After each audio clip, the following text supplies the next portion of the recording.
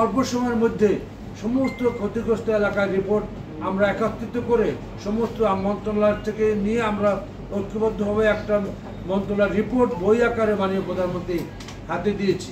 এবং মাননীয় প্রধানমন্ত্রী ইতিমধ্যেই সেই ক্ষতির উপরকে ভিত্তি করে সারা বাংলাদেশেই দুর্যোগের সেই রিমালের ক্ষতিপূরণের জন্য কাজ শুরু করে দিয়েছেন। আপনারা জানেন সমস্ত বাংলাদেশের প্রতিটা উপজেলায় মাননীয় প্রধানমন্ত্রীর কার্যালয় থেকে এই বাড়ি ঘর এবং ক্ষতিপূরণের জন্য পর্যাপ্ত বরাদ্দ দেওয়া হয়েছে এবং সেভাবে রিমালের ক্ষতিপূরণের জন্য কাজগুলি চলমান। এবং আজকেও বন্যা যে আমরা যাতে কোথাও কোনো রকম কাজ করে সমন্বয়হীনতা না থাকে এই জন্য আমরা গতকালকে সমস্ত জেলা প্রশাসকদের সাথে আমরা জুম মিটিং করেছি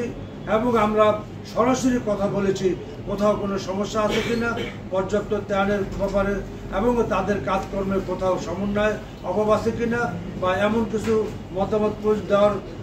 প্রয়োজন আছে কিনা যেটা আমাদের অ্যাড্রেস করার দরকার।